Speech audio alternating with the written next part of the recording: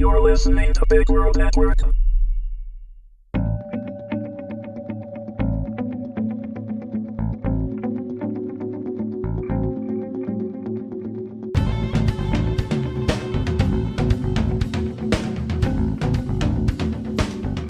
The Cold, Episode 1. Written by Aura Burrows. Read by Willow Wood. Maybe I was stressed from work. Maybe I was stressed about the breakup from 3 months ago. Maybe I just felt lonely. Or, most likely, I was just not being as smart as I usually gave myself credit for. In any case, no one forced me to drink what must have amounted to over a gallon of alcoholic content. This was in the form of wine. Lots of wine, Long Island iced teas, and a healthy kickback of peppermint schnapps. During this marathon of drinking, I went through a full spectrum of barbaric human emotions and behaviour. If I'd known it'd be the last time, I would have appreciated it more. I began the evening well enough, dressed in a tastefully revealing shirt, my favourite skinny jeans with rhinestones on the butt, and my newest pair of red stiletto platform pumps. A little-known co-worker of mine was having a Friday night party, and I'd accepted this invitation, unlike previous ones. It was going to be a fun night, with a few drinks, some laughing at bad jokes, nachos, and nothing worse the next morning than a mild hangover and a scuff mark on my stilettos.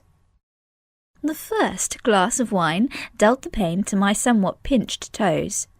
The second brought a smile to my face and a pleasant depth to my laugh. The third made me a bit witty. The fourth, along with the first of the Long Island iced teas, brought forth a wondrous diatribe on the healthcare system. I'd had no idea how well informed I was on the subject. Glasses 5 through 8 were drunk while I was sitting on the kitchen counter, saying deep and profound things to a very neat, very tall, and rather pale gentleman. It seemed he did not smile, yet somehow I felt compelled to continue talking and to continue drinking. The remaining wine and Long Island iced teas was consumed under bright swirling lights, and I suspect there was some bad dancing. My shirt was ripped, and I believe I just tore it off. Looking down and seeing my exposed bra reminded me of Tom, and that got me both angry and sad. I smashed my glass on the floor and screamed curses at his name. Strong hands tried to restrain me, someone saying, "Wow, she really is unstable, isn't she?" I burst into tears and sobbed, my eyes and nose running, my chest getting wet. It seemed I cried for a long time, but maybe it was just a few minutes. I'll never really know. The tall, pale man was in front of me again. Heedless of what he might actually think of me, I flung my arms around him and buried my face into his chest. I pleaded with him to take me away from all of this, to save me from my horrid, horrid life, although I think by this time I was more terrified of the upcoming hangover than of any of the actual troubles in my life. There is a vague recollection of me looking up at him to see that he was smiling, with perfect teeth. Suddenly I was scared, but he was holding me up, giving me a glass and saying, "Drink, my lovely." Me? Lovely? That was a nice thought. Much nicer than how I was beginning to feel, which was very, very ill. I remember taking a tall, thin glass, which smelled, then tasted like peppermint schnapps. I remember it was too sweet, and I choked, almost gagging. I felt a bit of calm spread through me with the warmth, and then nothing. It was bitterly cold. Cold seeping through as if I was sleeping on a stone floor in an unheated house with a blizzard raging. Actually, that turned out to be exactly the case. Gradually, I opened my eyes. I was expecting to feel like throwing up, my head to be pounding mercilessly, and my mouth to be dry, sticky, and foul. There was no nausea. My insides didn't feel the least bit upset. In fact, there was a huge sense of hunger. But the chill was much stronger. Nor did my head ache.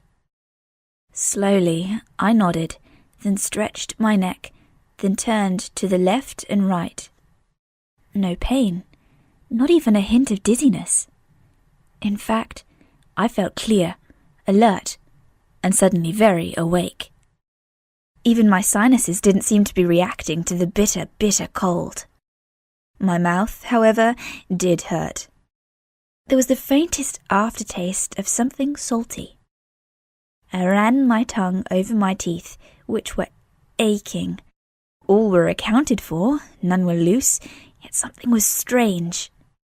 I checked again. My canines were far sharper than they had been. Most of the ache, which was actually mild, came from them. My tongue felt sore on the edges, as if I'd bitten it a few times. Slowly I turned over, looking around me. I was on a slate floor, in what appeared to be an old kitchen. There was no light, but I'd always had good night vision. Outside the window, I could see the snow whirling frantically, and the wind was almost gale force. It was very, very cold, and I wondered why I wasn't in shock or frozen stiff. Sitting up, I looked at myself to find I was stark naked. This didn't alarm me. What did alarm me was that I wasn't shivering. I spent a few moments taking inventory. No injuries, no bruises or scratches, just no clothes.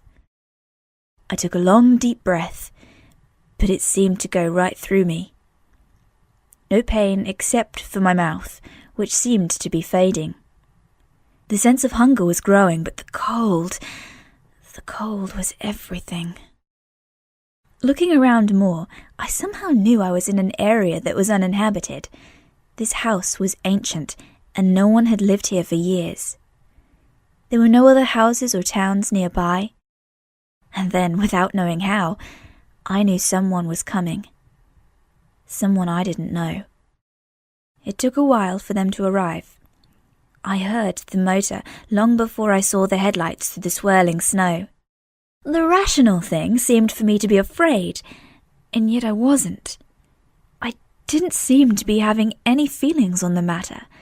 I just felt very alert and still. After what seemed to be a small eternity, the door opened, letting in the full blast of the winter storm. I saw the tall, pale gentleman standing there, the snowflakes settling on his shoulders and hair, not melting. He was dressed all in black, blending into the night, except for his long blonde hair and pale, unsmiling face. For a long moment he stood in the open doorway, regarding me. Even in the darkness I could sense his boredom, his complete lack of interest in me. Yet he was still there, and studying me, even if against his will. Normally I would have spoken to break the stony silence, but tonight I kept quiet. Waiting was the thing to do, and I was content to do it. Finally he gave a brief nod and closed the door behind him. The cold remained. He took 2 short steps towards me and began to speak. His voice was flat, and he spoke as if by rote. There was a trace of an accent. Some of his vowels sounded strange, and he seemed to hunt for words. But what he had to say... "You have woken. This is well enough. You shall feel a faint hunger, and this will increase until it all but consumes you. You will know your food when you see it, but take care it does not belong to another. I must repeat that. Take care it does not belong to another. You function best at night. If you are out by day, stay in the shadows.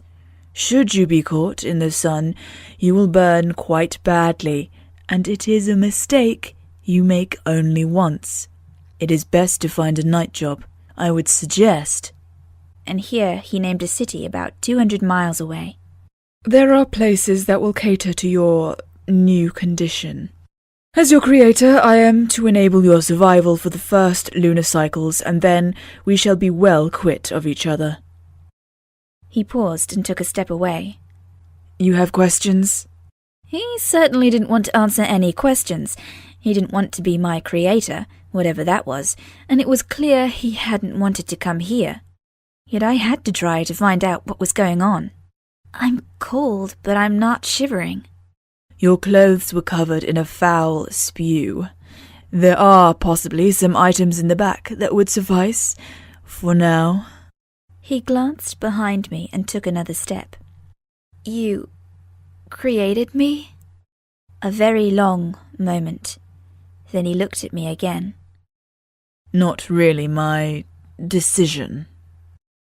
Food, he said. Food I buy is mine, right?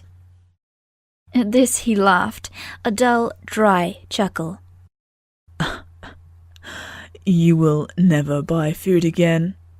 Be very sure it is yours. If you take another's, trouble will surely ensue. Be in the city I mentioned by the next new moon. With that, he left. I turned, seeing a broken door ajar to the room behind me.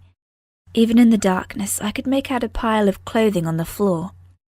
There was a worn plaid shirt smelling of smoke, complete with missing buttons on the cuffs, a pair of jeans that had probably been used in mucking out cows, and flat, worn sneakers. Nothing else. Quickly I dressed and went out into the softly falling snow. Shivering, I felt the presence of whoever the tall, thin man had been diminish, then vanish. I was outside, walking. I could feel the deep, deep cold from the frozen ground through my feet. The soles were thin and no help whatsoever in the snow and accumulated ice. Looking around as I got my bearings, I could actually feel, the way north. My home was in the next town that way. With no other place to go, and no way to get to the city as he'd directed, it was the only choice, it seemed. Off I went. I wondered at something. I was not angry. I was not pissed. I didn't feel like beating him up, whoever he had been. I was ice cold inside as well as out. My thinking was clear, not quite logical like Star Trek's Mr. Spock's thoughts would have been, but far removed from the emotionally muddled drunkard I'd been just a few hours before. So I walked. A simple activity, one frozen foot in front of the other. I was now something or someone different, and I was so very, very cold. That was my only discomfort, yet I still wasn't shivering, just a walking icicle. I tried smiling, and my canine teeth cut my frozen lip. I felt my teeth again, sharper, longer. My tongue was bleeding, and the blood tasted so very good. Blood. Good blood. It hit me. I was a vampire.